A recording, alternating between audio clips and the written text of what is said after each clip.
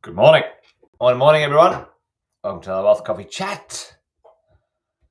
Can see a few of you on already this morning. Fantastic. Welcome along. There's James, Tim, Facebook user, somebody, you, whoever you are. DW Jared. Means I don't have to cook. I like that one.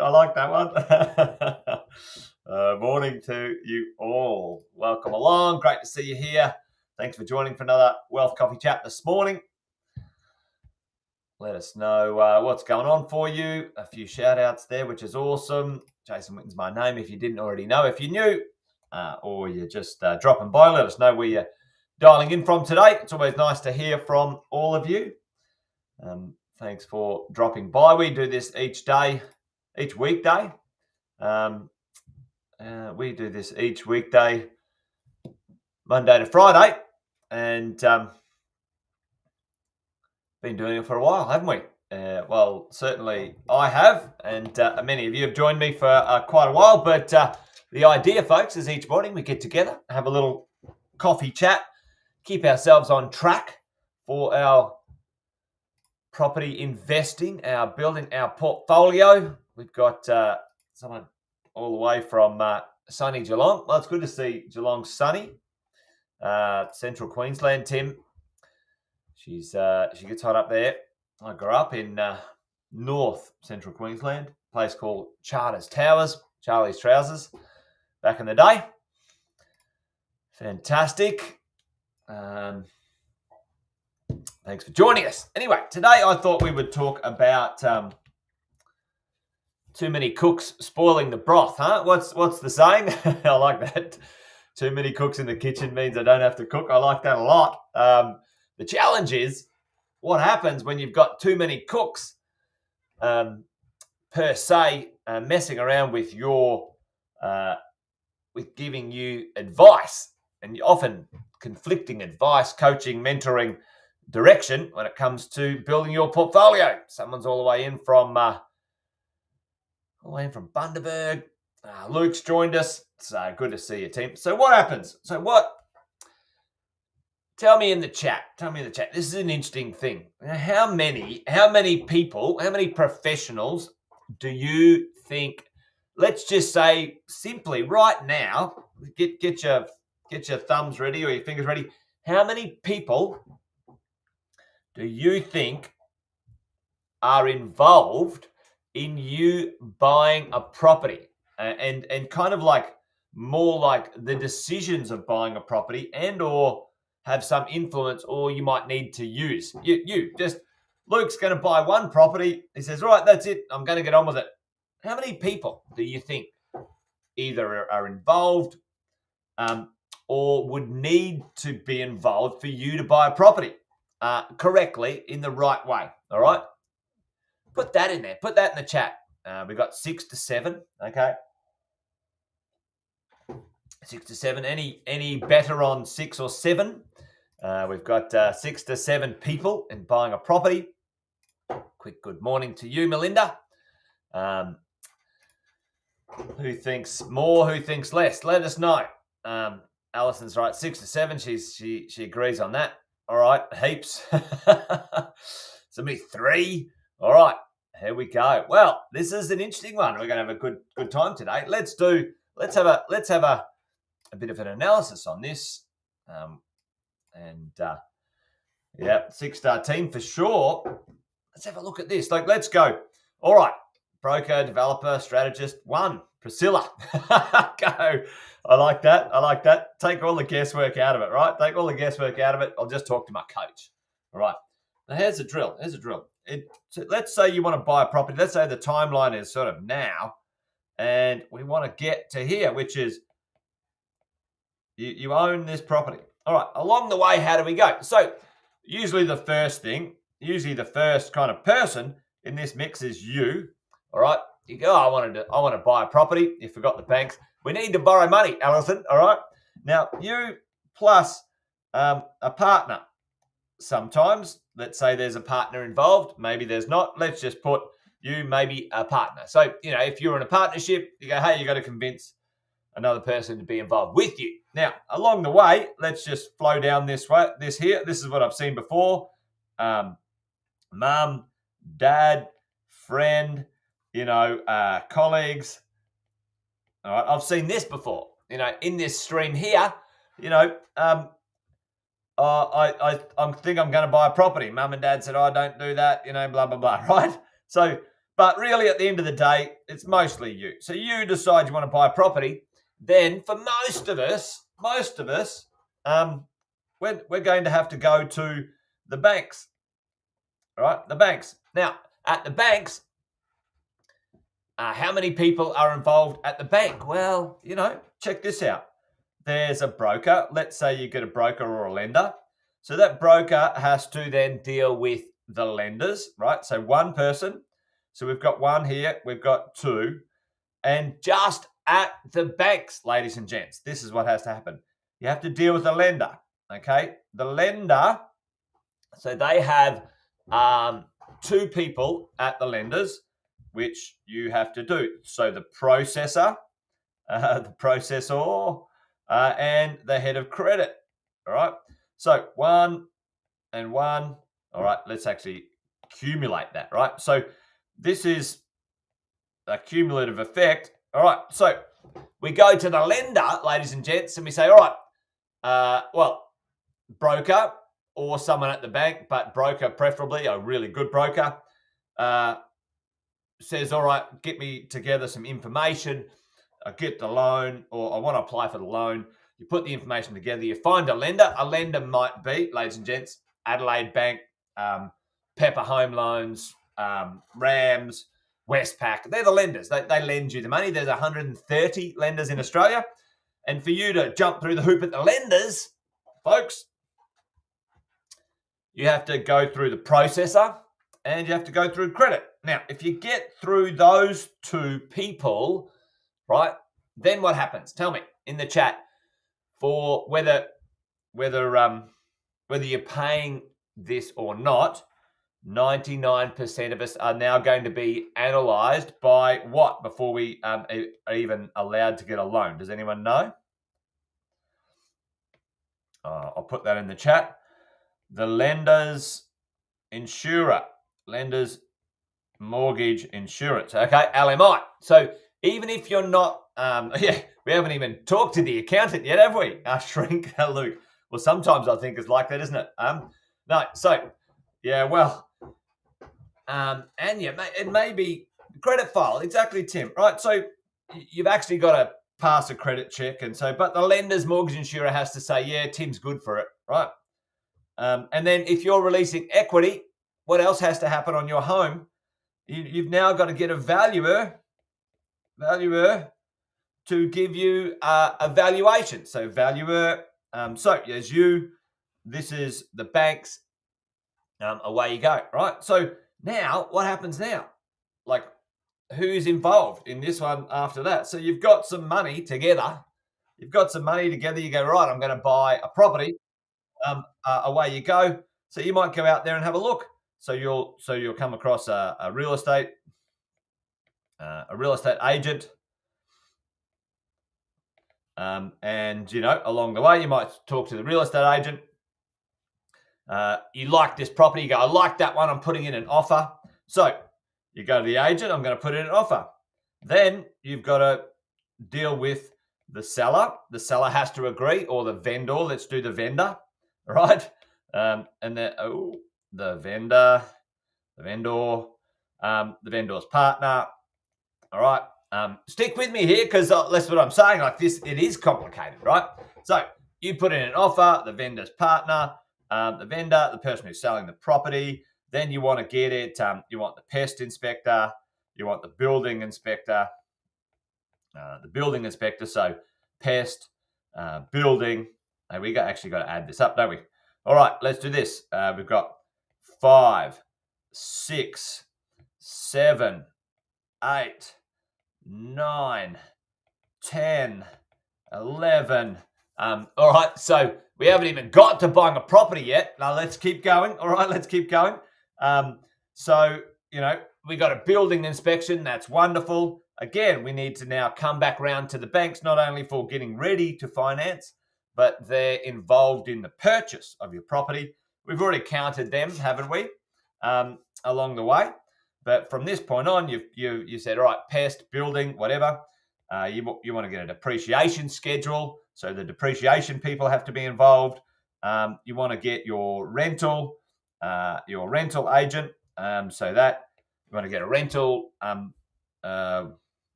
proposal as we go. There's 13, and then let's go the tenant, someone who's going to rent your property. So we're up to 14 people.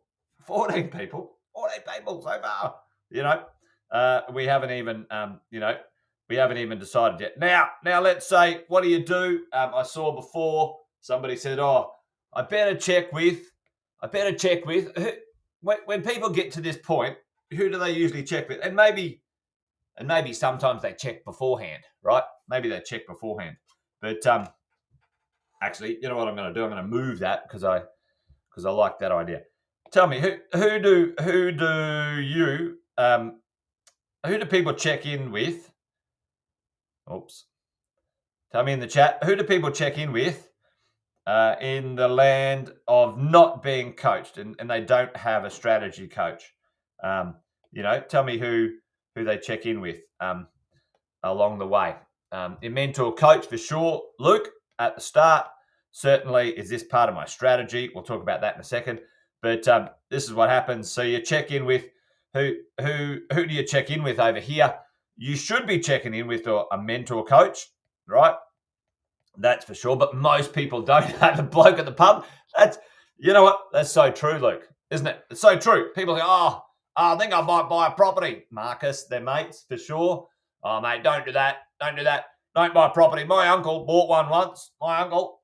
And then, he lost everything. He lost his leg. He lost his life. He lost his house. It all went pear-shaped." Like the real estate agents, don't trust them. What? That's what happens, doesn't it? Yep. And they check in with people like their accountant, their family, their friends. Sometimes they check in with a financial planner. Family, etc., right? So, for you, what happens, and I'll talk about this in a second, about the accountant, the financial planner, the default attitude towards someone like an accountant is that they know everything, and here's what I can tell you. Most accountants and most financial planners, most accountants, folks, and most financial planners, hear me when I say this, they're not wealthy and they're not investors. Is that a pin drop? Let me do a sound effect. Ready? Oh, not that one. What about this? I'll say it again. Most financial planners and most accountants are not wealthy and they're not investors. Hopefully you heard that. Anyway, I'm mucking around with my sound effects, trying to make this fun. But that's actually a serious point. A lot of people take advice or direction or often really opinions, let's face it, from people who aren't investors and aren't wealthy and aren't going in that direction. How's this? Hey, I want to buy investment properties and be wealthy. You ask a financial planner who doesn't own investment property if that's a good idea. Yeah, not a good idea. Anyway, let's keep moving on. People, how many people are involved in the transaction, right? Lots of people. And the reality is we get down here, we've got to buy the property, we've got to settle the property, and you've got your tenant. Who else has got to be involved after this? You've got to get insurance, okay? Insurance on your property, so that's 15. And there's probably one or two other people that we've missed along the way, right? So there's at least 15 people. Oh, drop my glasses.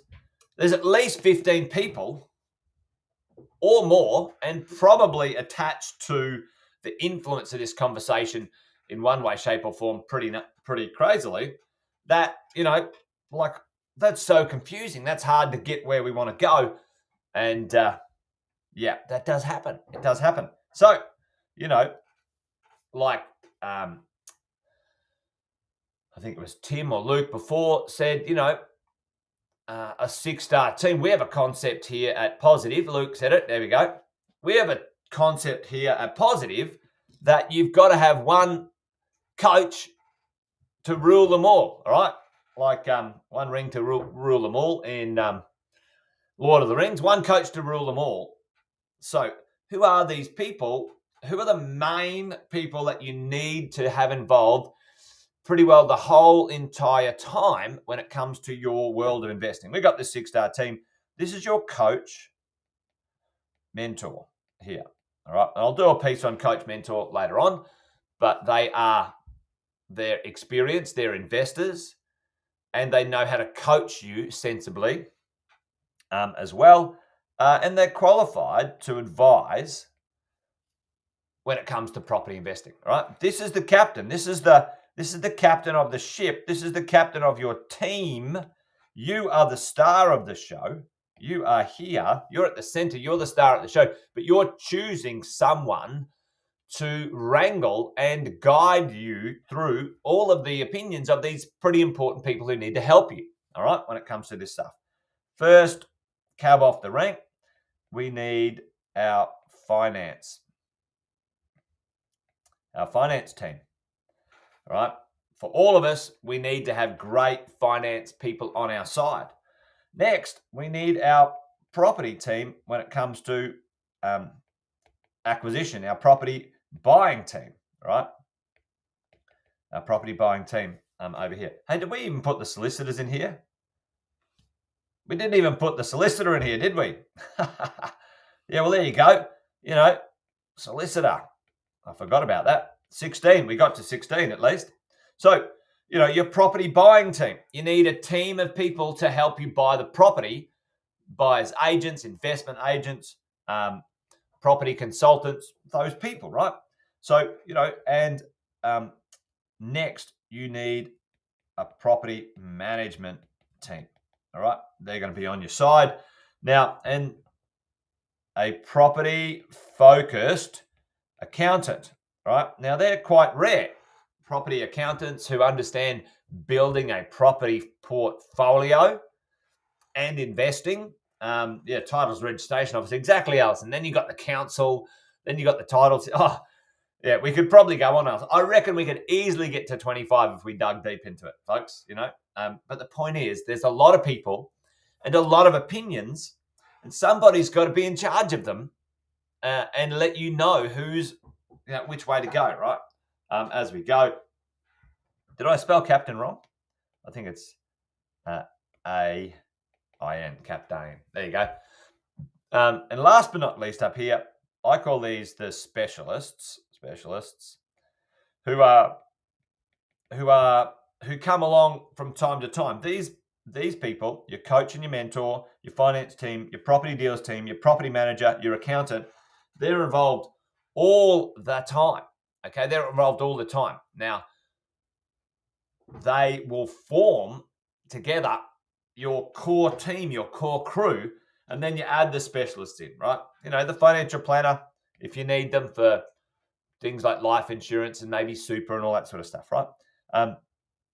You might add in up here, you might add in, you know, a sales agent. You know, you might be selling a property. Don't sell your properties, but, you know, a sales agent every now and then, a sales agent, you know, et cetera, et cetera. You know, these are the people that come along from time to time that will join your team, valuers, insurance, that sort of stuff. They pop in and out, right? But the point is, team, you need to work close with your coach to create the strategy and take the action, all right? Strategy and tactics and take the action, okay? There's only you two. There's only the two of you who decide what to do, because if you can't get anywhere, you won't be able to get anywhere if you go, oh, I'll listen to the opinion of the accountant. I'll listen to the opinion of the, you know, of the financial planner. I'll listen to the opinion of the finance broker. I'll listen to the opinion of the real estate agent. I'll listen to the opinion of the valuer. You know, valuers don't give a rat's ass about you and your wealth. Like, they're just protecting their bums with a low valuation, often because, you know, they're not doing their jobs properly. Let's face it, you know. Anyway, I'll get a bit ranty about valuers sometimes. But anyway, there you go. Get a person that you trust, talk about what you want to achieve, and stick with it. You know, I've had accountants go, oh, you can't claim your tax as you go. That's illegal. Like, what? Are you kidding me? It's only part of the statute of law, so you can search it up online on the ATO website, you know.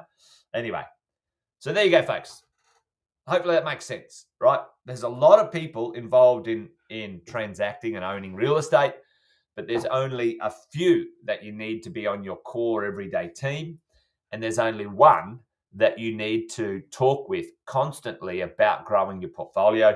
If you have too many opinions, you will get confused, you'll get distracted, you'll lose your way. That's what happens. I've seen it 1,000 times. Anyway, there you go.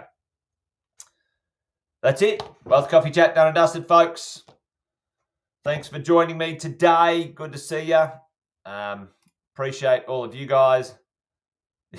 Yeah, exactly. Look, like, how has that happened? You know, like, you know, and I've got a, you know, you get this kind of, like, you get a valuation. The valuer's like a lunatic. An agent's like, mate, I can sell that. Everyone wants to buy it. And then you, as the investor, have got to go make some sense out of this, right? So, yeah. Yeah, crazy times. Anyway, there you go. But that's the game we play, folks. It's a game of real estate. And honestly, at the end of the day, I can tell you this. If you buy something that's awesome and you keep it for a long time, you will get wealthy. End of story. End of story. In the short term, there's all this jiggery pokery. There's stuff that happens that you've just got to roll with, right? At the end of the day, do not buy a property unless you are prepared to own it for at least 20 years. And if you're not, you're a good time Charlie and don't get involved. That's my opinion. Anyway, I better finish it there or I'll end up ranting on again. All right, team. That's it. Wealth Coffee Chat done. You guys be awesome. Be well. Remember, this thing's a marathon, not a sprint. It takes time. Buy well, do not sell. That's my advice. Anyway, see you, folks. Join me tomorrow for another one. Bye-bye.